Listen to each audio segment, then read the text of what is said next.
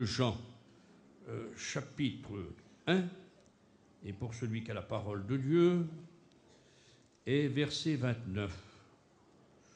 J'attire votre attention, il est dit « Voici l'agneau de Dieu qui ôte le péché du monde. » Une seule fois, il est fait mention, l'agneau qui ôte le péché. J'attire votre attention, l'agneau de Dieu est mentionné que 2 fois dans toute la Bible.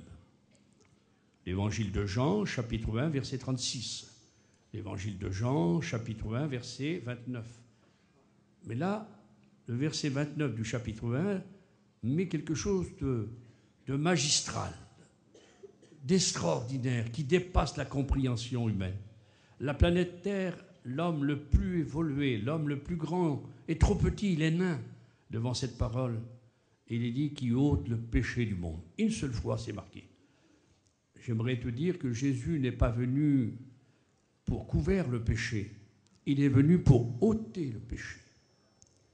Jésus n'est pas venu pour soigner la dent pourrite, il est venu pour arracher la dent, le péché. Il a détruit le péché. Et c'est pour ça qu'un chrétien, une chrétienne doit vivre dans une vie de sainteté lorsqu'il a reçu Jésus-Christ. Alors, je vais parler de l'agneau. L'agneau dans la Bible est mentionné avec l'agneau que tu manges du troupeau 88 fois. Mais concernant Jésus, l'agneau est dans la Bible 31 fois. Une seule fois dans l'Ancien Testament, il est écrit comme un agneau. Isaïe, chapitre, 53, verset 7. Comme un agneau qu'on mène à la boucherie. Dans tout l'Ancien Testament. L'Ancien Testament, il y a 31 auteurs. L'Ancien Testament, il y a 39 livres. Il y a 929 chapitres. Tout l'Ancien se renferme en agneau. Il y avait des agneaux que les hommes apportaient à Dieu. C'était des agneaux que le monde achetait pour être pardonné. On verra. Mais là, c'est Dieu qui donne son agneau. Alors Jésus, l'agneau, une seule fois dans l'Ancien. Jésus, l'agneau, est écrit dans le Nouveau Testament, retenez, dans les Actes des Apôtres. Je ne parle pas de l'agneau de Dieu qui est mentionné 2 fois dans Jean. L'agneau. Actes des Apôtres, chapitre 8, verset 32. Il est dit, remettant l'agneau qui est mentionné dans l'Ancien, c'est Philippe qui le dit à ce ministre de Candace, l'eunuque, comme un agneau. Une seule fois dans les Actes et une seule fois dans les Épîtres. Bien compris, 21 épîtres, et c'est Pierre qui le dit dans la première épître de Pierre, chapitre 1, verset 19. Il est dit comme un agneau sans tache. Mais voilà, Révélation, conclusion de la Bible, l'Apocalypse, présente 28 fois l'agneau. Et là, si on fait la lecture de l'Apocalypse, 28 fois l'agneau. L'agneau est tellement grand dans l'Apocalypse. Il a brisé le lion, Satan. Jésus, étant l'agneau, qu'il a vaincu Satan et les démons. Ce n'est pas le lion. Jésus est le lion de la tribu de Juda. Mais c'est l'agneau, parce que le lion ne peut pas t'immoler. C'est l'agneau qui est immolé. Et il est digne d'ouvrir le livre. L'agneau a vaincu. Et il est dit, ils l'ont vaincu par le sang de l'agneau.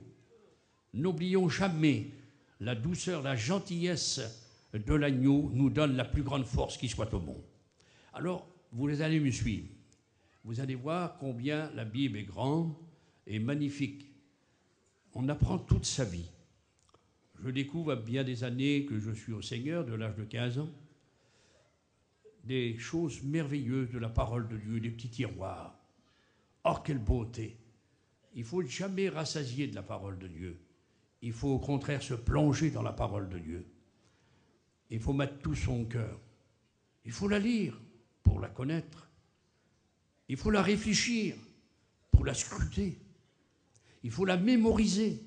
Tu la mets en mémoire et tu la mets en pratique. Tu la vis. Puis après, 5e point, tu la partages avec ceux qui t'entourent. Parce qu'il y a des égoïstes qui gardent tout pour eux-mêmes. Mais il faut la partager. Mais il faut être sage, il faut être gentil, il faut être doux. Retenez bien, il ne faut pas être orgueilleux comme on partage quelque chose. Il faut écouter les avis, il faut écouter les conversations. Et je remercie Dieu, depuis que je sers Dieu, j'ai grandi dans cette mission, connu en 1953 la parole de Dieu. Je me perds de mon père, j'avais 15 ans. J'ai toujours partagé avec des gens âgés. J'ai l'habitude de m'arrêter quand je vois des gens que j'ai connus. Je parle avec des enfants, je fais des photos, je suis embrassé par les enfants. Je suis très aimé. Et je remercie le Seigneur d'être simple. Parce qu'un orgueilleux ne vaut pas une patte de lapin. Vous savez, on mange tous les pattes. Hein. C'est vrai, de canard, de poule, de cochon, de patte de veau, mais une patte de lapin, c'est une patte de chien. Alors un orgueilleux vaut une patte de lapin, encore moins. Alors l'orgueil, c'est Satan qui l'a vomi sur les hommes. Vous avez compris ça. Et on peut être orgueilleux dans la simplicité. Il y a des gens qui se renferment, qui croient d'avoir toujours raison. C'est des orgueilleux. Il y a l'orgueil abaissé, il y a l'orgueil élevé. Que le Seigneur nous donne la simplicité de l'agneau, la douceur de l'agneau. Amen. Alors, suivez-moi. La Bible m'apprend le premier homme, disons, qui a offert un agneau, c'était le troisième homme de la terre. Il s'appelle Abel. Il y avait son père Adam, il y avait son frère Caïn, et lui était, voilà, le troisième. Troisième homme de la terre. La Bible nous apprend, voilà, il veut s'approcher de Dieu. Deux hommes qui s'approchent de Dieu, Caïn et Abel. Les deux êtres, disons, par Adam et Ève. La tête de la race humaine, on se trouve, disons, en Orient. Il y a très longtemps, il y a 6000 ans. Et voilà, ces deux hommes vont s'approcher de Dieu, enseignés par leur père. Un est laboureur. Il va offrir à l'Éternel les fruits de la terre. Beaucoup cherchent à une explication. Pourquoi que Dieu n'a pas porté un regard favorable sur Caïn? Il offre les fruits de la terre. Dieu avait dit à Adam dans ses 4 sentences, la terre sera maudite, il te poussera des épines. Alors, depuis que le monde est monde, l'homme essaye de se justifier par les fruits de la terre. Que ce soit les religions, que ce soit la politique, que ce soit l'économique, le monde entier veut s'approcher de Dieu avec tout, mais sans Dieu. C'est vrai. Mais nous, les chrétiens, nous avons une connaissance spirituelle de la parole de Dieu. On ne peut pas être justifié, être pardonné par les fruits de la terre. Ce n'est pas par vos œuvres, Éphésiens chapitre 2, mais c'est par Jésus-Christ. Et là, il ne peut pas être justifié et avoir le regard favorable. Mais voilà Abel, qui voulait dire vanité, l'autre voulait dire accusation. Ils ont cru que c'était lui qui allait écraser la tête du serpent Caïn.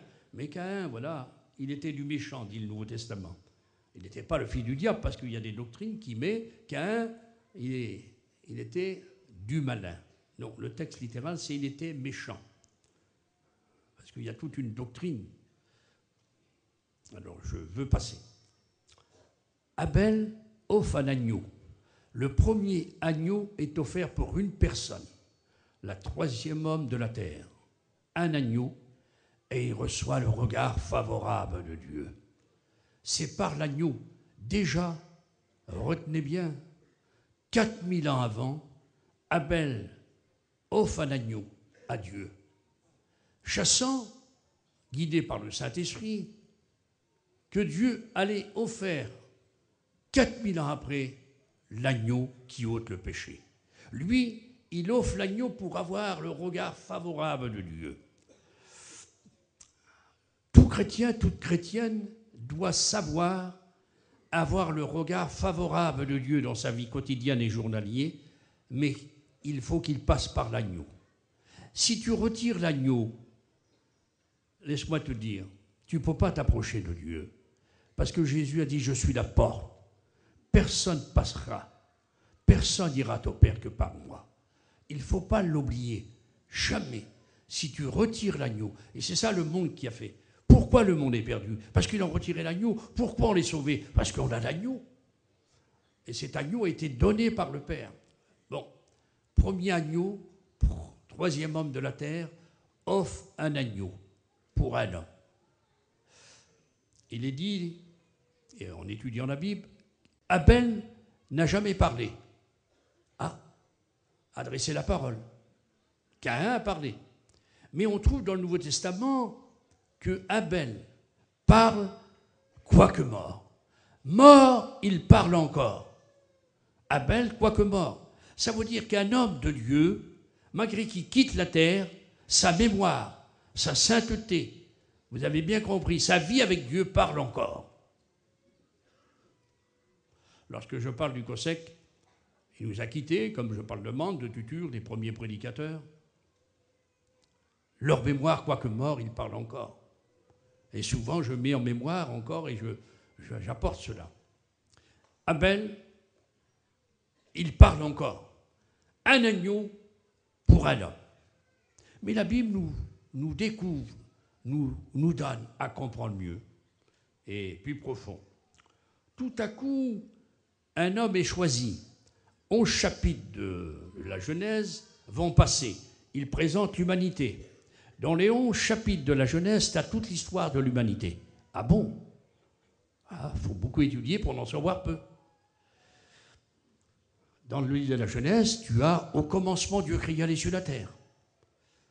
Bien compris. Dans le livre de la Genèse, tu as, disons, Satan qui vient tenter Adam, la chute de l'homme. Tu as aussi Caïn et Abel. Dans le chapitre, disons, de la Genèse, dans ces 11 chapitres, tu as les fils de Dieu qui vont pécher. Tu as la descendance de Caïn, tu as la descendance d'Adam. Et puis après, tu vas trouver qu'il y a les géants sur la terre. Tu vas trouver dans ces 11 chapitres le déluge, que les gens sont mauvais, ils vont périr. La prédication de Noé. Tu vas trouver la table des peuples, des matières, de toutes les nations de la terre, sortie par les 3 feuilles de Noé. Et puis après, tu vas trouver la tour de Babel, après le déluge. La dispersion des langues. Dans 11 chapitres, il y a l'humanité. Et beaucoup l'ignorent. Lisons les 11 chapitres de la Genèse comme si... Mais il y a toute l'humanité. Et au chapitre 12 apparaît un petit filet d'eau tiré de ce grand fleuve du monde. Ça va être un homme. Pour être un peuple. Il s'appelle Abraham. Abraham, Dieu lui dit, tu t'appelleras Abraham, père à l'infini. Et Abraham, Dieu un jour, dans le chapitre 22 du livre de la Genèse, lui dit, tu vas faire quelque chose pour moi, Abraham. La première fois où Dieu demande un sacrifice humain. Et Abraham, sans dire un mot à sa femme, dès le matin, il est prêt, parce que Dieu a dit, tu m'offriras ton fils, ton unique. Et Dieu y avait fait la promesse qu'une postérité serait tirée par lui. Et là, il demande qu'il l'offre en sacrifice. Il fend le bois dès le matin. Il prend ses serviteurs et il s'en va. Il prend le couteau, le feu, le bois. Et il s'en va au pays de Moria, le pays de Morija. Jérusalem avec ses 7 collines. Et approchant ce pays de Moria, pour offrir son fils, là, je donne un petit tiroir. Le pays de Jérusalem, monté sur une colline de 1000 mètres au niveau de la mer, là, une connaissance nous est donnée. Il y avait sur ces coteaux, sur les descendants, les flancs de la montagne, de ces 7 collines du pays de Moria, il y avait une montagne qui s'appelait le mont Morija. Mais voilà, au pays de Morija, ou le pays de Moria en hébreu, c'était la signification du mot, le pays des parfums. Pourquoi? Parce qu'il y avait des petites arbres partout. Comme on approchait près de Jérusalem, il y avait un parfum qui se dégageait des petits arbres, qui faisaient 2 à 3 mètres en forme de chandelier. C'était des arbres de parfum. Pays de Moria, pays des parfums. Dieu va demander un sacrifice au pays des parfums. Et Abraham se dirige pour offrir son fils au pays des parfums. Mais une chose étonnante, ce qui est beau, c'est lorsqu'on mettait le feu à l'un de ces petits arbres, il apportait 10 fois plus de parfum que dans sa nature naturelle. Voyez la note. Abraham voit la montagne de loin. Il y a 7 montagnes. Alors, le donné arabe, et beaucoup qui sont dans l'ignorance, comme j'avais été en 73, j'ai repris le speaker, j'ai dit non, vous se trompez. C'est pas où Le temple a été bâti par Salomon sur le mont Jébusien ou le mont Morija. Il a bâti le temple sur le mont Morija. Mais Abraham n'a pas offert son fils sur le mont Morija. Il l'a offert au pays de Moria, sur l'une des montagnes que Dieu lui a dit. C'est la montagne de Golgotha. Là, c'est biblique, vous ne pouvez pas les compter. Et Abraham va apprêter son fils, prêt à le donner. Le fils a dit, mon père, il est à l'âge, il a 18 ans. Il y a le couteau, il y a le feu, mais où est l'agneau? Et Abraham dit, Dieu pourfera par l'agneau. Il prophétise que Dieu va pourvoir. Et prêt à donner la mort à son fils, Dieu dit, arrête, parole de l'Éternel, je le jure par moi-même, jurement de Dieu. Et il est dit, une prophétie qui a 4000 ans de portée. Retenez bien, c'est en partant de nos jours, mais elle a 2000 ans d'Abraham à Jésus. Au pays du parfum de Moria, sur cette montagne, il sera pourvu. Dans le sens explicatif, Dieu dit, c'est pas ton fils Abraham, mais c'est le mien que je donnerai au pays des parfums, à Jérusalem, sur la même montagne. Et Abraham est content, quelle beauté, il revient vers les serviteurs, il avait la foi, nous reviendrons, moi et l'enfant, vers vous. Il avait prophétisé, il y a tout un monde. L'enseignement de la Bible est beau et grand, amen. Il a été pourvu. Les petits arbres, lorsqu'on mettait le feu, 10 fois plus fort. N'oublions pas, il y a 2000 ans, l'arbre qui est représenté, l'arbre de la vie, qui est Jésus, qui apporte le parfum du salut, on a mis le feu de la mort. Et par sa mort, déjà Jésus, par sa vie, il est notre exemple. Il est le parfum de Dieu. Il touchait les malades, il ressuscitait les morts. Il pardonnait les péchés, mais c'était pour les enfants d'Israël. Mais dans sa mort, le petit arbre, lorsqu'on mettait le feu à un Moria, apportait 10 fois plus de parfum. Jésus, dans sa mort, a apporté le parfum pour l'humanité entière. Amen. Et nous vivons ce parfum de la mort du Christ, de sa résurrection. Pays des Moria, un agneau est offert pour une famille. Un agneau pour Abel, un homme. Là, c'est une famille. Abraham a sa famille. Va sortir de lui les 12 tribus d'Israël. Un agneau pour une famille. Au commencement, c'était un agneau pour un homme, Abel. Et la Bible continue, il faut avoir, disons, vouloir étudier. Troisième, le peuple d'Israël, au nombre de 3 millions, a passé 430 ans au pays d'Égypte. Esclaves. Il n'y avait ni roi, ni prophète, ni sacrificateur en ce temps-là. Mais il y avait des anciens. Et tout à coup, Dieu avait donné la promesse à Abraham, ton peuple sortira au bout de 430 ans. C'était la prophétie de Dieu, dit Abraham. Joseph l'avait prédit à ses frères. Mais vous prendrez mon corps. Vous voyez, c'est tout un enseignement. Et puis, voici quelque chose de magnifique qui va se passer, c'est que les enfants d'Israël vont sortir d'Égypte. Mais il faudra payer. Alors, Dieu va frapper l'Égypte. Retenez, avant de frapper l'Égypte, il va frapper les 10 dieux. Parce que le peuple d'Israël qui vivait en Égypte, les Égyptiens étaient la première nation du monde en ce temps-là. Il y avait des nations avant, il y avait les Sumériens, la plus vieille des nations de la terre. Hein? Mais l'Égypte est très vieille civilisation. Il y avait les pyramides et les Israéliens étaient esclaves. Mais il y avait 10 dieux différents. Et chaque plaie que Dieu va apporter sur le pays d'Égypte, c'est un Dieu qui détruit. Exode, chapitre 12, verset 12. Il frappe les 10 dieux. Les grenouilles étaient un dieu, le serpent était un dieu, les grêles, les animaux étaient un dieu, le fleuve était un dieu, et Dieu frappe. Parce que Dieu ne donne pas sa gloire. Tous les dieux de la terre sont des idoles.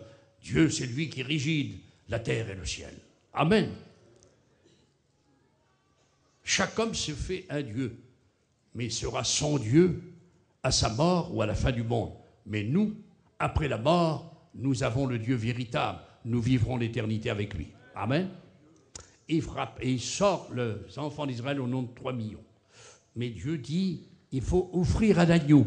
Là, c'est plus un agneau pour un homme, Abel. C'est plus un agneau pour une famille. C'est un agneau pour un peuple, une nation de 3 millions. L'agneau devait être inspecté 4 jours, par défaut. Type de Jésus. Jésus est l'agneau sans défaut, sans tache. Un agneau, vous ne pouvez pas l'offrir à Dieu s'il était chétif. S'il lui manquait des dents, s'il lui manquait, il était boiteux. Non, non, non, Dieu dit, j'en veux pas. Il fallait que l'agneau soit inspecté. Jésus a dit, qui me condamnera de péché? Satan n'a rien en moi. Jésus, c'était l'agneau sans tache et sans défaut. 1 Pierre, chapitre 1, verset 19. Et puis voici qu'on offre l'agneau pour 3 millions, c'est pour un peuple. Un agneau pour un homme, un agneau pour une famille, un agneau pour 3 millions. Tous les enfants d'Israël, les premiers-nés, étaient rachetés par cet agneau. C'était la Pâque. Yoshra. On devait sortir. Et ils ont sorti au nom de l'agneau. Amen, c'était la mort de l'agneau. Jimmy a dû vous en parler.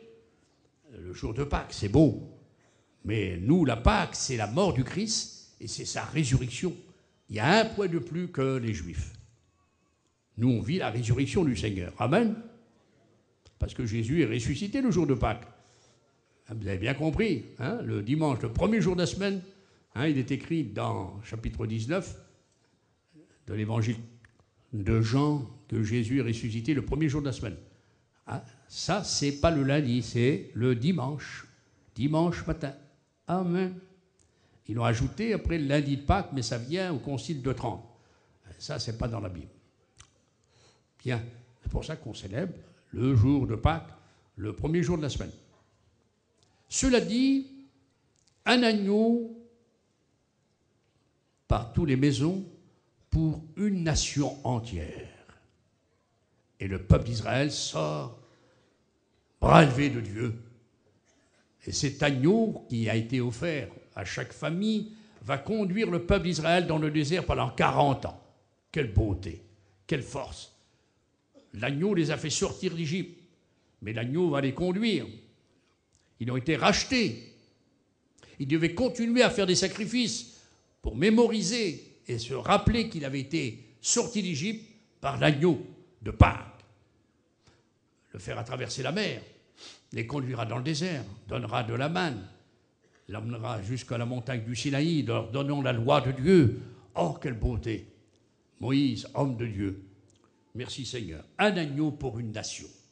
Mais tout à coup, moi, Paillon, je n'ai pas ni part ni lot dans cette affaire, vous non plus. Un agneau pour Abel, c'est bien, il y a 6000 ans. Un agneau pour une famille avec Abraham, il y a 4000 ans. Bien compris. Un agneau aussi pour un peuple, c'était pour les Juifs, mais moi. Tout à coup, moi, je rentre en jeu. Quand je dis moi, c'est vous. C'est tous les sauvés, le pardon. Un agneau va être offert. Et là, ce n'est plus l'homme qui va offrir l'agneau, qui va payer. Dieu dit non, c'est moi qui paye. Dieu vient aux hommes, il y a 2000 ans, avec son agneau. Il s'appelle Jésus de Nazareth. 29 fois écrit dans le Nouveau Testament. Jésus vient, c'est l'agneau de Dieu. Dieu l'offre au monde. Il s'appelle Jésus, 1189 fois. Il s'appelle le Christ, 504 fois. Il s'appelle cet agneau Seigneur, 1121 fois. Amen. Il s'appelle Sauveur, 40 fois. Il s'appelle le Fils de Dieu, 5 fois. Oh, quelle beauté, Seigneur. Combien la valeur du Nouveau Testament met sur Jésus. Jésus l'agneau. Dieu vient aux hommes, il y a 2000 ans. Et il offre son agneau. Le Père le présente. Ah, j'aime. Il le présente au Jourdain. Et il le dit à Jean-Baptiste, ce prophète de l'Ancien, prophète du Nouveau. Il relie l'Ancien et le Nouveau. Plus grand prophète né d'une femme. Parce qu'il a présenté Jésus. Les autres ont dit, il vient.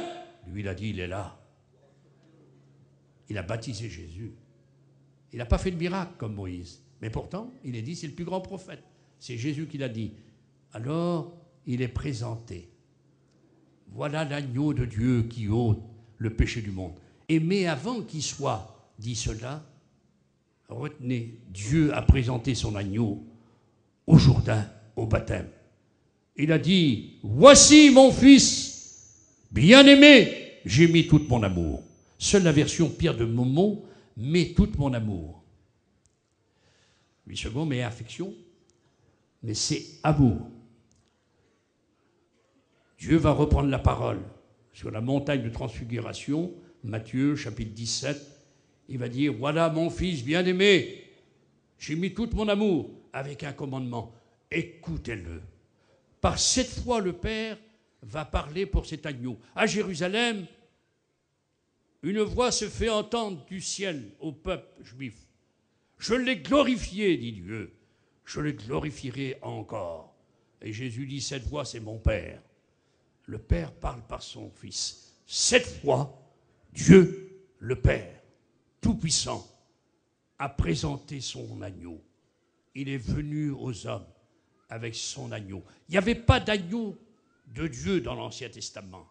L'agneau de Dieu est marqué par la naissance du Christ. L'ange avait dit à Marie, tu lui donneras le nom de Jésus. C'est lui qui sauvera son peuple. Jésus n'a jamais été établi fils de Dieu. Il n'est jamais venu fils de Dieu. Il dit, l'ange, il sera appelé fils de Dieu. Mais Jésus est de toute éternité, dont la portée est éternelle, le Fils éternel de Dieu. Amen. L'agneau de Dieu est offert par Dieu lui-même. Ancien, l'homme naît avec son agneau. Nouveau, Dieu le Père vient avec son agneau. Il donne son agneau au monde. Un agneau sans tache. Et Jésus vient au diapason des hommes, comme je disais hier, pour faire connaître son Père, pour faire connaître l'œuvre rédemptrice. Et cet agneau va être immolé. Et là, ce n'est plus un agneau pour un homme, ni pour une famille, ni pour une nation. En quatrième lieu, c'est l'agneau donné pour le monde entier, pour toute la terre. Tous les hommes peuvent être sauvés par cet agneau. Allez par tout le monde, faites de toutes les nations des disciples. Matthieu 18, 17, Matthieu 28, 17 et Marc 16, 15. Baptisez-les, prêchez dans la terre entière. Actes chapitre 1, verset 8. Vous serez mes témoins jusqu'aux extrémités de la terre. Tous les hommes de la terre sont concernés par cet agneau de Dieu que Dieu a donné il y a 2000 ans pour le salut du monde. Car cet agneau à la croix a fait l'œuvre expiatrice, il a fait l'œuvre rédemptrice, il a fait l'œuvre créatrice, il a fait l'œuvre salvatrice, il a fait l'œuvre élévatrice, il a fait l'œuvre purificatrice, il a fait l'œuvre sanctificatrice. Le Seigneur, l'agneau de Dieu, c'est Jésus-Christ. On dit Amen. Un petit bravo pour Jésus.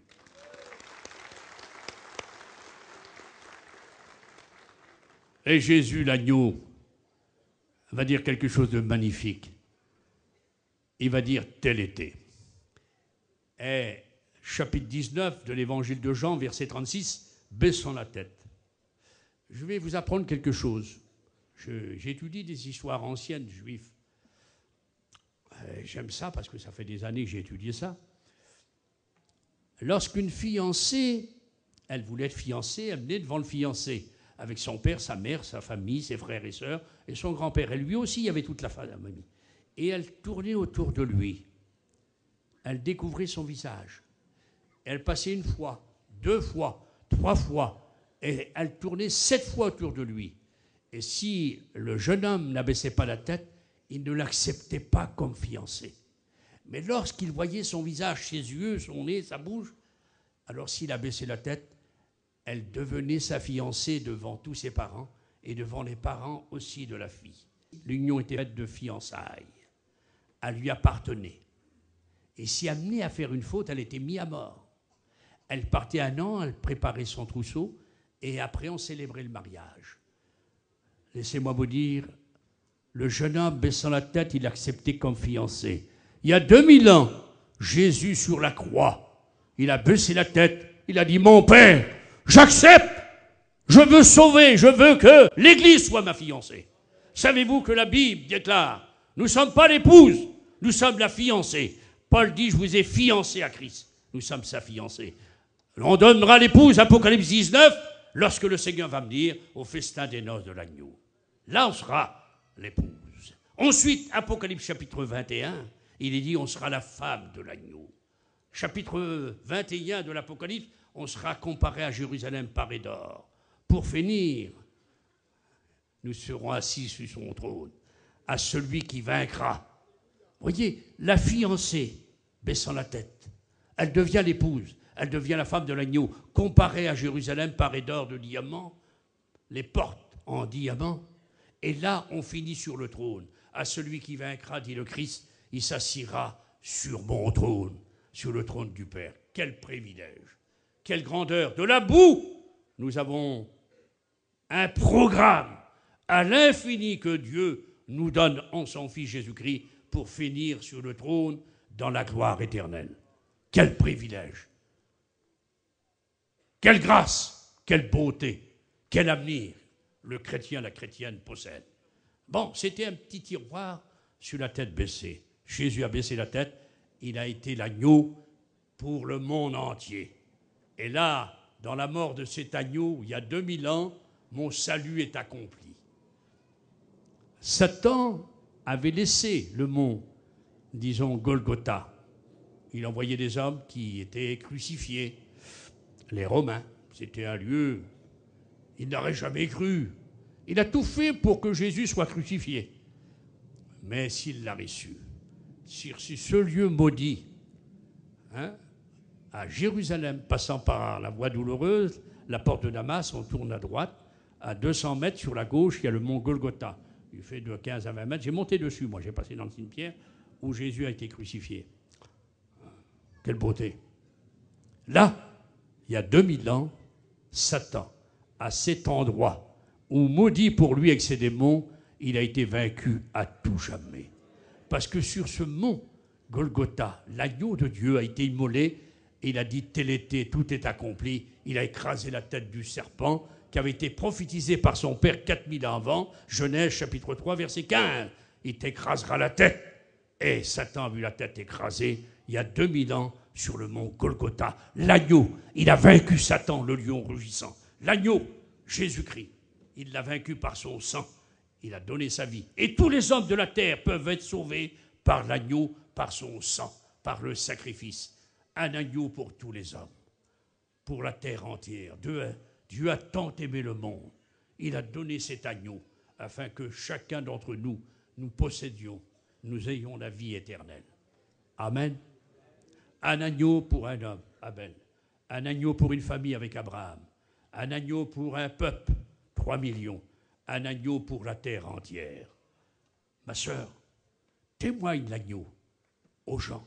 Dis-leur que Jésus, l'agneau, a donné sa vie. Mon frère, diaconèse, futur étudiant, candidat, prédicateur, serviteur de Dieu, n'oublie jamais, Seigneur, que c'est l'agneau qu'est le salut. Ce n'est pas tes gestes, ce n'est pas ta prédication, ce n'est pas des volte-face, ce n'est pas la révélation. Non, tout ça, c'est rien. Peut-être c'est nécessaire, donc quelque chose, mais c'est l'agneau, le remède du monde, le salut de l'humanité, la terre entière. Personne n'ira au ciel sans cet agneau. Aucun homme peut être pardonné de ses fautes. Un mensonge ne peut pas être pardonné. Une fausse idée ne peut pas être pardonnée. T'as compris? Une vilaine parole ne peut pas être pardonnée si tu ne mets pas l'agneau. Il n'y a que l'agneau qui pardonne. Et les gens ont inventé art, musique, religion, politique, mais ils descendent la pente qui s'en va dans la mer de la perdition à tout jamais. Mais la croix arrête celui qui descend. Elle le fait remonter à la grandeur de Dieu, au pardon de Dieu. C'est l'agneau, c'est Jésus-Christ. L'agneau qui ôte le péché. Amen. Et Jean-Baptiste le présente. Je vous ai dit 31 fois, une seule fois dans l'Ancien, une seule fois dans les Actes, une fois dans les Épîtres, 28 fois dans l'Apocalypse, l'agneau. Mais 2 fois, l'agneau de Dieu. Voilà l'agneau de Dieu qui ôte le péché. Je te présente ce matin, je te dis, c'est l'agneau de Dieu qui a ôté ton péché. Amen. plus de péché. On fait comme Esdras et Néhémie, on renvoie les femmes étrangères. Ah oui, au sens spirituel, il y a quelques-uns qui ont des femmes étrangères. Alors, ils ont fait quelque chose de magnifique. Ils ont tiré la barbe à ces hommes. Ils ont déchiré leurs vêtements. Ils les ont renvoyés, les femmes étrangères. Que l'agneau nous donne la force. Si quelqu'un est venu avec des passions, si quelqu'un est venu avec des idées charnelles, que ce matin, il reparte, que l'agneau le libère. Renvoyez les femmes étrangères, l'agneau te donnera la force. Merci Seigneur, on dit Amen. Et puis quelque chose de magnifique va se passer. 5e point pour l'agneau, c'est que chacun d'entre nous, le Seigneur Jésus, l'agneau de Dieu, que son nom soit béni. Amen. J'aime bien Jésus, moi. Vous aimez bien Jésus? Je suis un fou de Jésus, Seigneur. Il y a bien longtemps, je le connais. Merci, Seigneur. Eh bien voilà, il a fait de moi un agneau. Il a fait de toi un agneau. Il a fait de chacun d'entre nous l'Église de Jésus-Christ, hommes et femmes. Comme il a chanté le frère, celui qui a beaucoup, celui qui n'a pas beaucoup. Un fleuve est sorti du cœur de Dieu, l'agneau. Il a fait de nous des agneaux. Un chrétien, une chrétienne, c'est un agneau. Il a dit, mes brebis entendent ma voix, des agneaux. Le diable veut les ravir, veut les disperser. Le diable veut les écorcher, veut les égorger. Mais Jésus protège son troupeau. Nous sommes les agneaux. Un chrétien, une chrétienne, c'est un agneau. L'Église de Jésus-Christ, c'est un troupeau d'agneaux. Nous sommes compris et nous sommes présentés dans la Bible comme les agneaux. Un agneau, il a la douceur de l'agneau qui est Jésus. Nous sommes de son troupeau. Et j'avais un message il y a 37 ans. Dans une église, j'avais porté un message, une prophétie. Et je disais devant 500 personnes, ce matin, l'Esprit Saint déclare qu'il y a 3 sortes d'agneaux de brebis. La première, c'est celle-ci qui n'est pas derrière le berger, à la côté du berger, à la sortie du chemin. Si le chemin tourne, elle va s'égarer. La deuxième, c'est celle-ci qui est devant le berger. Elle ne connaît pas le chemin, elle est orgueilleuse, elle croit d'avoir toujours raison, que les autres ont toujours tort. C'est la brebis orgueilleuse. Mais le Seigneur disait, par ce don spirituel, il y a une 3e sorte de brebis, d'agneau. Elle est derrière le berger, elle écoute le berger, elle suit le berger. Et le message disait, spirituel, de quel de ces 3 es-tu? À côté? Au devant? Au derrière? La meilleure, c'est celle qui suit le berger. Ce matin, le Seigneur te demande, est-ce que tu es à côté du chemin? Toi, brebis du Seigneur, le chemin va tourner, tu vas t'égarer. Ou est-ce que tu es devant? Tu crois te connaître tout, tu crois avoir toujours raison, mais tu as souvent tort, comme moi. Alors il serait bon qu'on passe derrière le berger. C'est lui l'agneau qui a ôté ton péché. Il a fait de toi un agneau pour que tu le suives. Parce que Jésus est magnifique, il est l'agneau, mais il est le berger en même temps. Alors nous, les agneaux, on le suit. Et on va faire sa volonté. Et il va conduire son troupeau dans des verts pâturages. Laissons-nous conduire par lui. Trop d'idées passent par ta tête. C'est vrai, la mission. Il y a des parlements. Ils ont toujours tort, les frères, les dirigeants. Toujours les prédicateurs. Incompris. Ou toi, tu es incompris. L'incompréhension te donne le découragement, l'indifférence. Mais si tu es la brebis du Seigneur, oui, suis ton berger. Lui, il ne te fait aucun mal. Les hommes m'ont fait beaucoup de mal. Jésus m'a fait aucun mal. Moi, j'ai fait beaucoup de mal au Seigneur. Mais lui, jamais. Un homme disait, il y a 50 ans, je suis Jésus le berger, il m'a fait aucun mal. Il y a des gens qui disent, oui, j'ai trop souffert. J'en ai trop vu. Mais Jésus pourra te dire, qu'est-ce que je t'ai fait, moi? Moi, Jésus. C'est un peu comme Pierre, mais lui, là-bas, lui, qu'est-ce qui va y arriver? Jésus dit, qu'importe, toi, suis-moi. Brebis, toi, suis le berger. C'est Jésus. Ayez les regards, selon Hébreu, vers lui. Tu te verras toujours petit. Tu auras toujours tort. Tu auras toujours besoin de lui, parce que lui est le plus grand. C'est le divin berger. Toi, tu n'es qu'une brebis du divin berger. Prédicateur, nous sommes que des brebis aussi, nous. On est des bergers spirituels, mais on est des brebis. On dit Amen. Je vais vous dire l'avenir de cette brebis. Alors, on a bien compris, un agneau pour un homme, il y a 6000 ans. Un agneau pour une famille, amen, il y a 4000 ans. Un agneau pour le monde entier, on dit amen, pour un peuple. Et un agneau pour le monde entier. On a bien compris, on dit amen. Et le Seigneur a fait de nous des agneaux. Mais maintenant, si vous voulez bien, voyons, disons, cet agneau, est-ce qu'il possède la lumière? Alors, le monde est dans les ténèbres. Le monde est perdu. Bien compris. Jésus a dit, si quelqu'un me suit, c'est dans la brebis que nous sommes. Il ne marchera pas dans les ténèbres, mais il aura la lumière de la vie. On dit amen? Lumière et vie, deux grands points. Tu suis Jésus. Alors la Bible déclare, Éphésiens chapitre 5, verset 8, « Autrefois vous étiez ténèbres, mais maintenant vous êtes lumière. » Une brebis du Seigneur a les lumières. Premier mot que nous trouvons. « Oh Seigneur, est-ce que je suis lumière ?» Ma lumière est un peu tarie en venant ici. Hein? Mais je vais partir avec la lumière, je veux être une lumière. Premier point. Deuxième, comme les 5 doigts de la main. Philippiens, chapitre 2, verset 15. Il est dit « Brillez comme des flambeaux dans ce monde ». Ce n'est plus une lumière, là c'est un flambeau.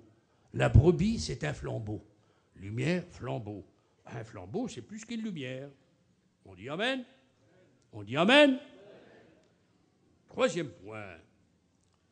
Actes, chapitre 13, verset 47. Ainsi l'a prescrit le Seigneur, il l'a établi, où tu as été établi, comme lumière des nations. Ah, une lumière, un flambeau, maintenant je passe à être lumière des nations. Ma lumière passe la France. Oui, lumière des nations. Il y a 225 nations par le monde. Il faut être la lumière des nations. C'est fini, donc, quatrième point. Matthieu, chapitre 5, verset 14. Jésus dit, vous êtes la lumière du monde. Ah bon, Jésus nous fait grandir. La lumière du monde. Une lumière, un flambeau, lumière des nations. Maintenant, c'est lumière du monde. C'est la terre entière. Quelle lumière, quel phare, quelle puissance. Arrière de nous, les centrales nucléaires. Pas besoin. Un chrétien, c'est la plus grande lumière. On est la lumière du monde. Jésus n'a pas dit il a dit vous êtes la lumière. Mais c'est nous qui a l'électricité de Dieu, le courant de Dieu. Tu veux savoir dans un fil s'il y a du courant? Tu n'as qu'à mettre le doigt. Fais toucher ton ami. Ah! Tu veux savoir s'il y a du courant dans la puissance de Dieu? Touche un chrétien, une chrétienne. Tu vas sentir la lumière, le courant de Dieu. Nous sommes un peu 10 fois plus puissants que des centrales nucléaires. Les centrales nucléaires apportent la mort. Nous, on apporte la lumière de la vie. Amen. C'est la différence. Pas besoin d'électricité de ce monde. Les gens sont branchés sur le monde, sur Satan, les démons, les fausses doctrines. Nous, on est branchés sur Jésus, qui est la lumière, la véritable lumière. Jésus a dit, je suis la lumière. Nous aussi, nous sommes la lumière du monde. Cinquième point, comme le pouce le plus fort, qui fait face aux 4. Il est dit dans le cantique de Déborah, ah, j'aime bien ça, Juge, chapitre 5, verset 11, il est dit ceci, ceux qui t'aiment, Éternel, sont comme le soleil qui brille dans sa force. Lumière, flambeau, nation, lumière du monde, mais c'est magnifique, Seigneur. Mais voilà que maintenant je suis comme le soleil qui brille dans sa force. Mais vous imaginez, vous, la petite brebis? Oui, le soleil. Frisé, tu es un soleil dans ton quartier depuis des années. Tu es venu à l'école biblique au Chou. Hein? On était pauvres dans ce temps-là. Mais on a grandi. Amen. Un soleil. Hein, Morche? Un soleil. Quelle beauté. Toi, petit chrétien, petite brebis, tu es un soleil qui brille dans sa force. Quelle grandeur. Le Seigneur nous fait faire des étapes. à cette petite brebis. Amen. Bien. Je vous dis encore. Vous voulez savoir la récompense de la brebis? Amen. Je vais vous présenter ce petit tiroir de la récompense. 1 Corinthiens, chapitre 4, verset 5. 1 Corinthiens 3, 10, 15. Il est dit qu'il faut prendre vraiment attention comment bâtir. Et l'apôtre Paul nous présente dans ce passage 6 matériaux. Ah, vite fait. L'apôtre Paul nous présente les 3 premiers matériaux. Or, argent et pierres précieuses. Bien, c'est là l'avenir de la brebis pour avoir une récompense en plus de son salut. Il est dit, s'il perd sa récompense, il est sauvé. Pas le salut en jeu, question de récompense. Vous voulez savoir la récompense? Alors il est dit, les 3 premiers matériaux résistent au feu. Il y aura le feu de Dieu parce que l'Église va passer par le tribunal de Christ. Mais pas pour être condamné. En Romains chapitre 8, il n'y a pas de condamnation pour nous. C'est savoir une récompense. L'œuvre de chacun passera par le feu de Dieu.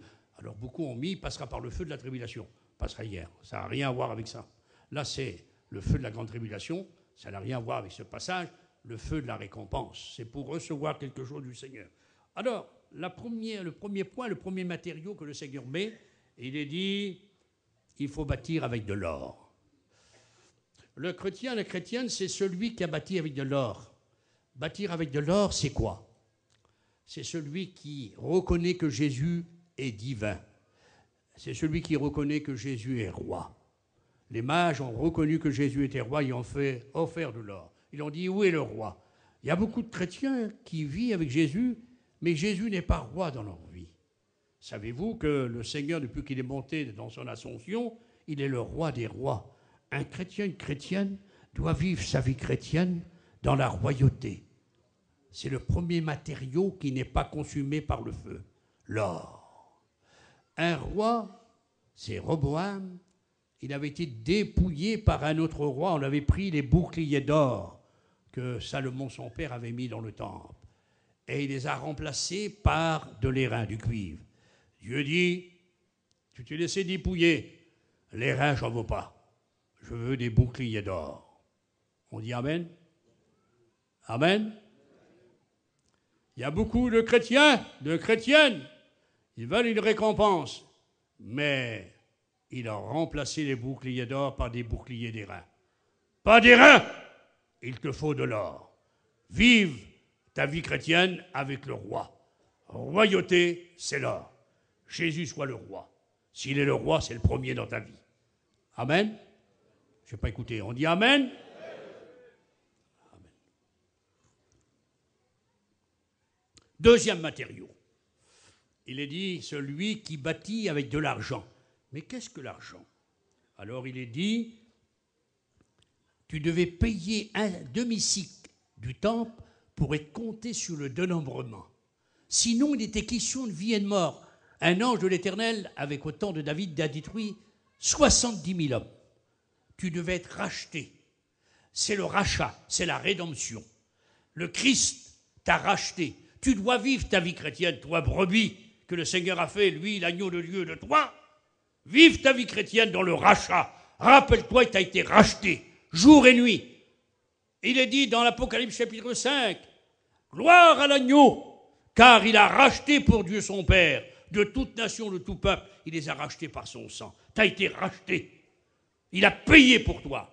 Le Rédempteur, le Goël, selon le texte hébreu, devait avoir 3 qualifications pour racheter.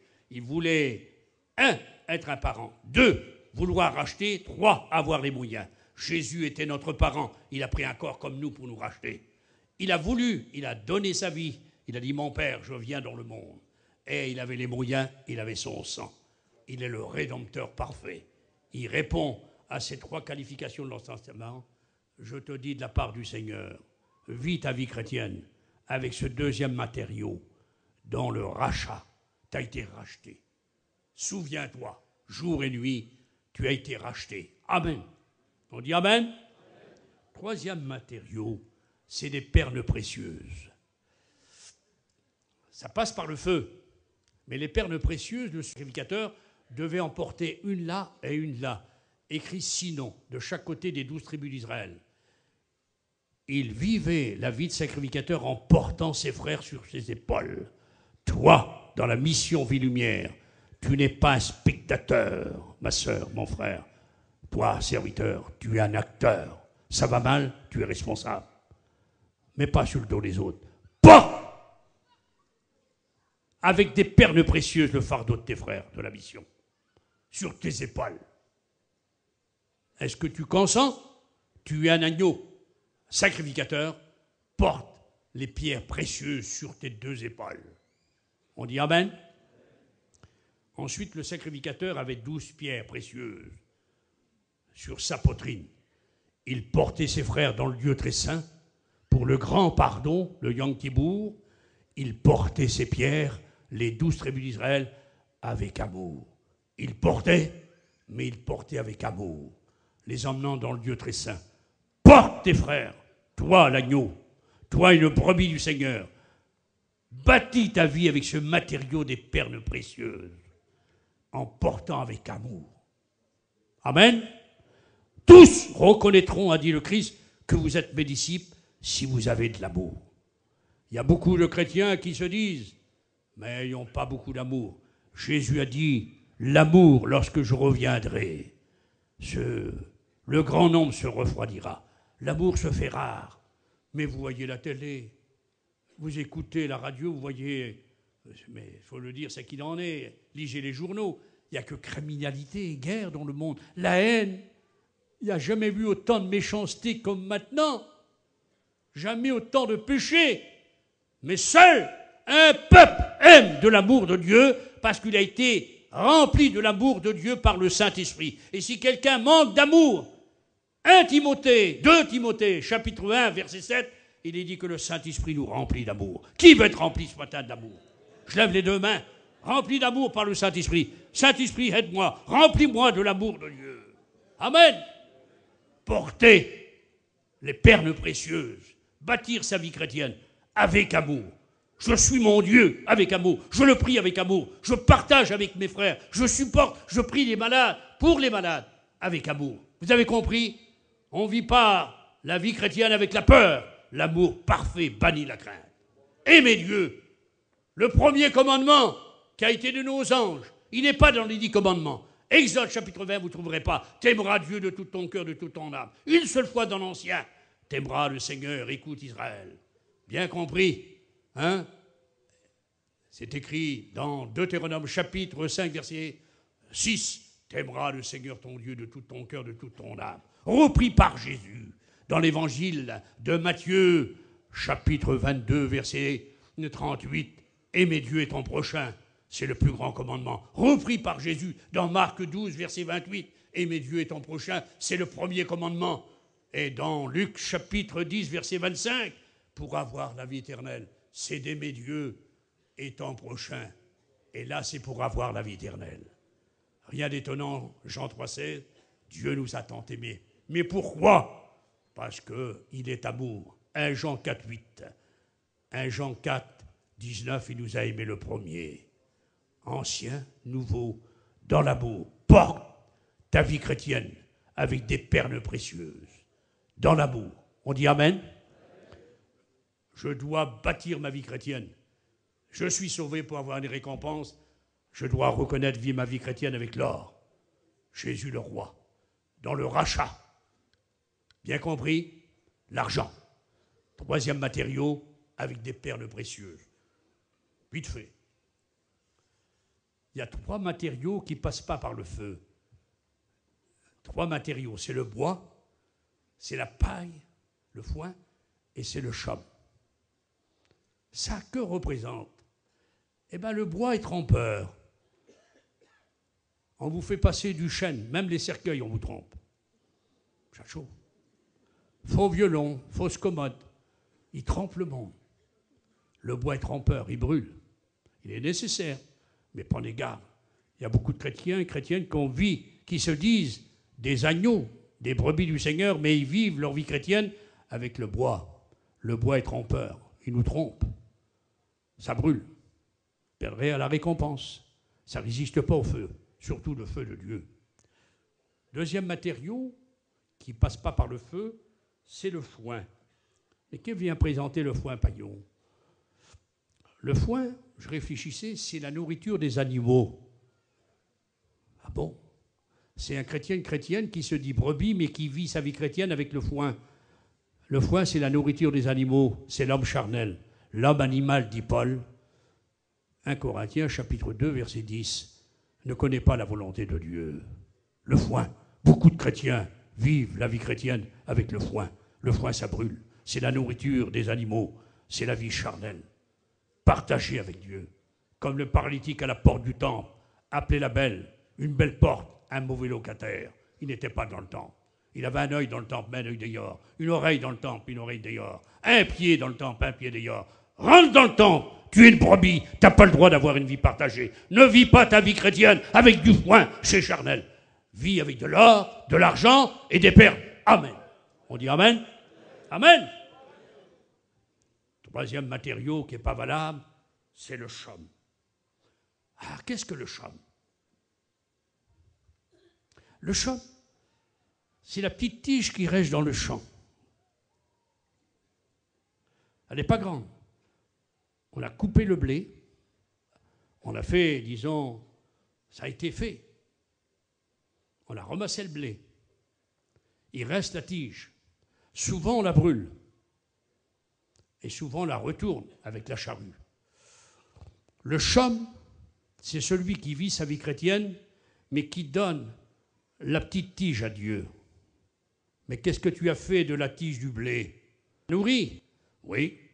Tu vis ta vie chrétienne, tu prends tout pour toi. Tu te nourris du blé. Et tu donnes à Dieu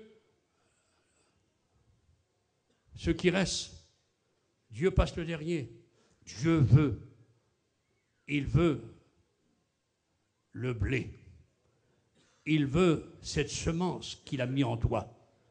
Bien compris?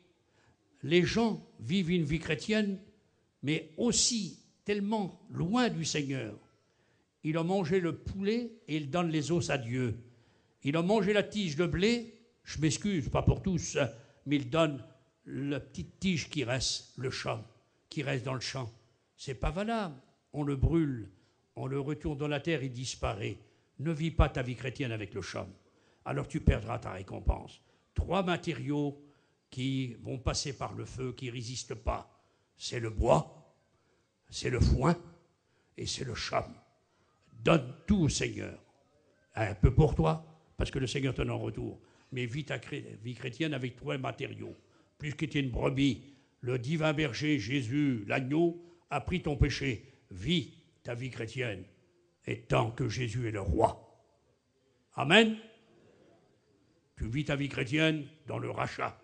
Tu vis ta vie chrétienne aussi avec les perles précieuses. Que Jésus soit le diamant dans ta vie. Prédicateur, le Seigneur est le diamant dans ta prédication. On dit Amen. Il est le trésor. Il est la pierre angulaire. Chrétien, chrétienne, Jésus soit le premier dans ta vie. Tu es une brebis de son troupeau. Lui, il est ton berger et il est la brebis, l'agneau qui a pris ton péché. Et maintenant, il peut te conduire. Ce matin, je vous ai apporté, vite fait, un agneau pour un homme, un agneau pour une famille. Amen. Un agneau pour un peuple, mais un agneau pour le monde, c'est Jésus-Christ. Maintenant, le 5e point, je passe, moi, je suis un agneau. On a trouvé lumière, flambeau, lumière des nations, lumière du monde, et on a trouvé soleil. Voilà ta lumière, toi, la brebis du Seigneur. Résultat, 3 matériaux, de l'or. Tu vis ta vie chrétienne en partant d'ici. Seigneur, tu passes à le premier, t'es de l'or. Je t'offre ma vie dans l'or. Amen. L'or ne bouge pas, l'or, elle monte, elle gagne. Elle est la fortune du monde, la richesse du monde. Vous avez compris ça? Vis ta vie chrétienne dans l'or. Vis ta vie chrétienne dans le rachat, l'argent. Vis ta vie chrétienne aussi avec des perles précieuses. Tu iras loin, énormément loin, tellement loin, tu auras ta récompense et tu vivras dans l'éternité avec Dieu. Amen. Amen. Alors, qui est un agneau ce matin? Hommes et femmes, mettons-nous debout. Prions le Seigneur. Remercions-le. Parce qu'il est le divin berger. Il est l'agneau, mais il a fait de nous les agneaux. Alors que le Seigneur nous donne à être bénis. Voilà. Morche. Avec Frisé. Venez voir. Vous allez faire une prière. Et je vais lever la main. Je suis un peu la brebis, mais des fois j'ai tendance vouloir quitter un peu le chemin. Mais ce matin, je décide de me placer derrière.